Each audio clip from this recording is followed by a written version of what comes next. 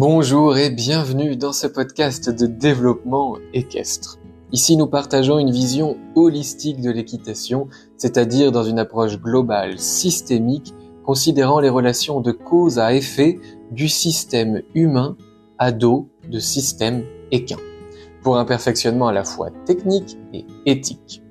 Je m'appelle Romain Bamaison, j'ai été cavalier professionnel de saut d'obstacles et j'ai eu la chance d'apprendre auprès de grands maîtres de l'équitation.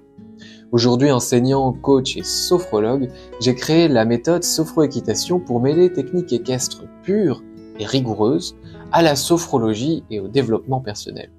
Cette méthode développe un équilibre entre le corps, le mental, les émotions et la technique équestre au service d'une équitation plus harmonieuse, légère et en fonctionnement avec le mouvement. J'organise des stages pour les cavaliers et forme des enseignants à la méthode. Emprunter ce chemin est une source de joie, de bien-être et de performance pour les cavaliers et leurs chevaux. Retrouvez toutes les informations sur le site sophroéquitation.com. Très bonne écoute!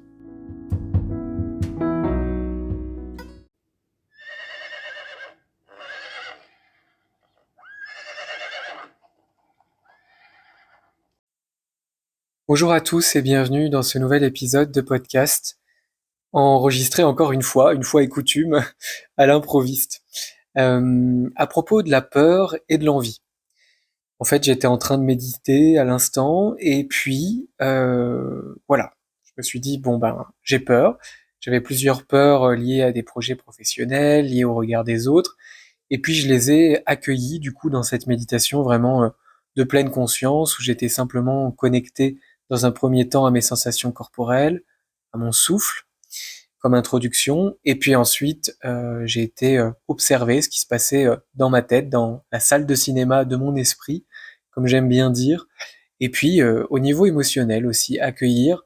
Alors là, ça se situait vraiment au niveau du cœur, des sensations, donc accueillir la situation émotionnelle du moment pour moi. Et puis, de fil en aiguille, à force de cette contemplation, je me suis aperçu qu'il fallait que j'accueille ces peurs. Donc j'ai vraiment essayé de visualiser un espace en moi qui s'agrandissait avec la respiration et qui accueillait en fait ces peurs. Puisque on le sait, hein, en tout cas on le découvre, plus on résiste, plus ça persiste, et c'est vraiment la résistance qui crée de la souffrance. Puisqu'à la base, tout ce qu'on vit, ce qui nous traverse, c'est porteur d'un message, c'est pas censé durer super longtemps, et c'est nous qui faisons d'une émotion passagère une état d'âme qui dure des journées, des semaines, des mois entières, parfois même une bonne partie de vie, tout simplement parce qu'on veut pas accueillir, on veut pas écouter, on veut pas voir, et du coup, on en fait un gros monstre qui fait peur avec son ombre derrière la porte, alors que si on ouvre et si on met la lumière, c'est peut-être juste un petit poussin. Bref, désolé, je me perds encore dans mes métaphores, qui n'en sont peut-être même pas. Bref, donc le sujet là, c'est vraiment de se dire que derrière chaque peur, il y a une envie. Même derrière les peurs les plus instinctives, comme la peur de pas mourir, il y a l'envie de vivre. La peur de ne pas être violenté, il y a l'envie d'être en sécurité, l'envie d'être respecté, l'envie d'être dans un corps en bonne santé, intact. Et puis il y a les peurs plus émotionnelles, peut-être moins raisonnables, raisonnées, qui sont plus en lien avec notre vécu, nos blessures, les peurs qui nous ont été transmises dans notre éducation ou quoi qu'est-ce, et qui viennent parler d'envies plus subtiles, des envies avec des besoins plus contemporains, plus modernes, plus sophistiqués. Ça arrive. Et en fait, tout ce que je veux vous partager dans ce podcast qui va être court, c'est que en face d'une peur, il y a une envie. Et avec notre biais cognitif de négativité, on a tendance à aller voir tout le temps, ce qui est désagréable, ce qu'on n'a pas envie de vivre, là, les émotions qui nous traversent, les sensations corporelles qu'on a, qu'on n'aurait pas envie d'avoir, et du coup, on focalise dessus, mais pourquoi? Pourquoi je ressens ça? Pourquoi j'ai ça? Pourquoi je pense ça? J'ai envie que ça s'arrête, j'aimerais me sentir autrement, j'aimerais ressentir d'autres émotions, et du coup, on pinaille un peu là-dessus, on est en train de zoomer sur un truc qui à la base est tout petit et qui suffirait de laisser passer un peu comme de la poussière dans l'air qui se voit pas toujours et nous en fait là on est en train de focus sur un grain de poussière en se disant mon Dieu mais c'est énorme, ça va nous écraser. On n'en veut pas. C'est surtout ça le truc, c'est qu'on n'en veut pas. Donc un exercice que je pourrais vous conseiller de faire, bah déjà c'est ce que je vous ai livré, hein. Cet exercice méditatif dont je vous ai parlé au début du podcast. Et puis aussi, peut-être coucher sur le papier tout ce dont vous avez peur. Faire la liste des choses dont vous avez peur.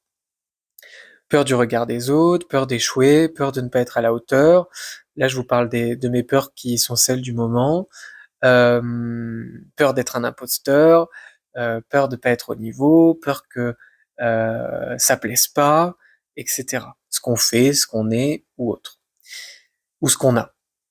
Parce que bon, en fait, il y a que ça. Il y a ce qu'on fait, ce qu'on est et ce qu'on a, en gros, dans la vie.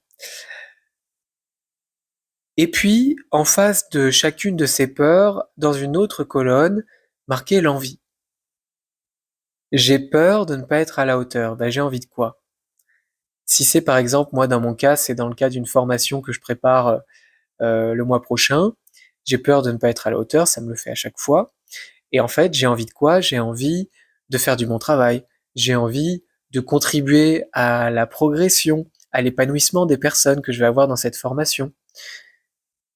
Voilà, un exemple. Je sais qu'il y a des cavaliers qui vont écouter ce podcast aussi, donc et je vais d'ailleurs sans doute mettre cet épisode dans la chaîne de podcast dédiée à l'équitation, Sophro Équitation, en plus de la chaîne de podcast Dev de Soi. Et par exemple, les cavaliers, ils peuvent avoir peur que le cheval s'arrête devant l'obstacle, qui peut amener tout un tas d'actions qui sont nuisibles et qui peuvent amener le cheval à s'arrêter. Alors qu'à la base, c'est pas le souhait.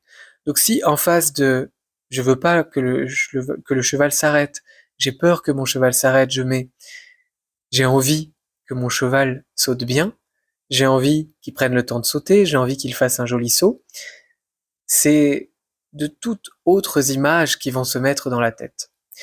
Pareil, si je passe un entretien et que j'ai pas envie euh, que l'entretien se passe mal, même si se passer mal c'est un peu flou, il faudrait creuser. Ça veut dire quoi mal pour toi? Un entretien qui se passe mal, ça veut dire quoi? Eh bien, j'ai envie que l'entretien se passe bien. Ça peut être, pour creuser un peu plus, bah, j'ai peur que dans mon entretien d'embauche, je n'explique pas avec sérénité ce que j'ai fait jusqu'ici. En face, ça pourrait être, bah, j'ai envie d'expliquer avec sérénité mon parcours professionnel jusqu'à aujourd'hui. Ok, déjà, voilà, ça a une toute autre saveur, ça procure d'autres pensées, d'autres images, et du coup, la troisième colonne que vous pouvez faire, si vous avez envie de creuser, bah, c'est comment? De la peur à l'envie, et l'envie, pour qu'elle se concrétise, comment vous pourriez faire? Comment vous vous voyez agir, penser, vous comporter, vous ressentir quand vous agissez dans le sens de votre envie? Pour reprendre l'exemple du cavalier qui a peur que son cheval s'arrête, donc il a envie que son cheval saute bien, qu'il prenne le temps de sauter. Comment il fait, le cavalier, techniquement, pour aller jusqu'à ce que le cheval saute bien? Pour l'entretien d'embauche, si j'ai envie de décrire avec sérénité mon parcours professionnel jusqu'à aujourd'hui, comment je vais m'y prendre?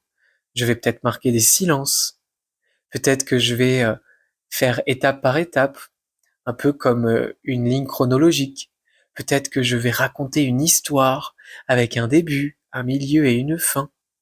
Romancer un peu les choses. Pour la formation, pour prendre mon exemple, j'ai peur de ne pas être à la hauteur, que ça plaise pas à mes participants ce que j'ai préparé.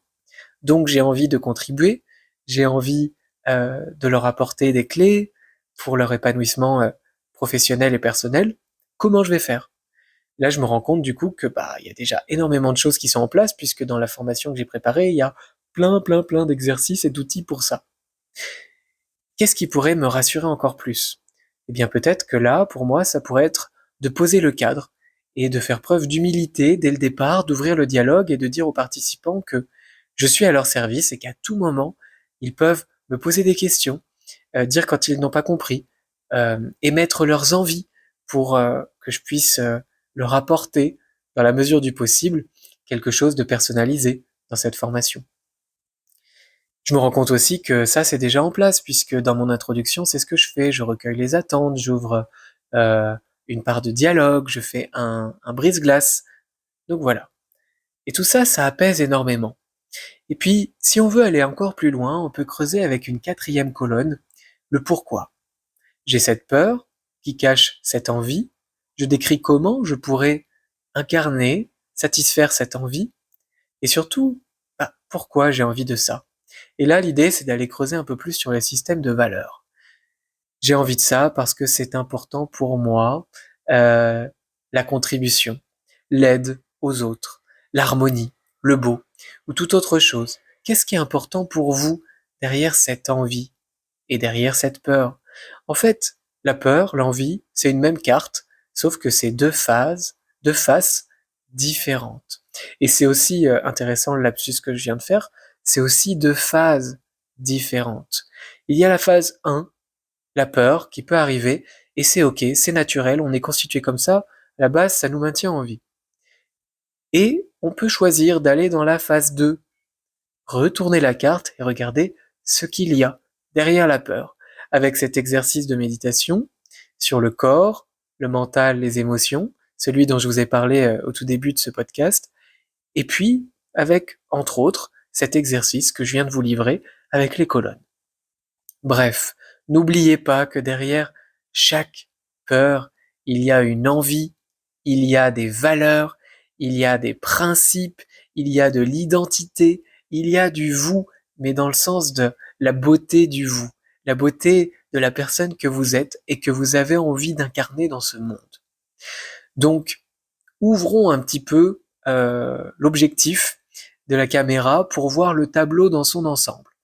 Ne nous concentrons pas uniquement sur la toute petite part d'ombre dans le coin du tableau, mais savourons le tableau, la peinture, l'œuvre d'art qui est votre vie dans son ensemble, avec toutes ses nuances, avec toute sa lumière, avec toute sa beauté. Et la peur, elle n'est pas toute seule dans le paysage, il y a des envies, il y a des valeurs, il y a de l'identité, il y a presque aussi des fois des missions ou des chapitres de vie qui se jouent là, et c'est très très beau. Donc parfois on a juste besoin de dézoomer un peu, et on peut le faire avec de l'aide, avec en écoutant des podcasts, en faisant des exercices, en allant voir un thérapeute, en discutant avec un ami, en lisant un bouquin, peu importe, mais vous avez ce pouvoir de changer de focus, de défocaliser de la peur pour voir ce qu'il y a derrière, autour, et c'est très très beau. Voilà les amis, j'espère que cet épisode très court, très spontané vous aura plu. Je vous souhaite beaucoup de beauté dans votre peur. Je parle souvent de déballer le cadeau mal emballé ou de voir la beauté cachée. Avec la peur, on y est vraiment. C'est vraiment ça. Ensuite, pour ceux qui ont envie d'un coup de pouce, d'un accompagnement, n'hésitez pas à me contacter. Je me ferai un plaisir de vous présenter mon accompagnement Conscience Lumineuse, un accompagnement personnalisé avec plein d'outils. Vous avez tout sur le site aussi devdesoi.com.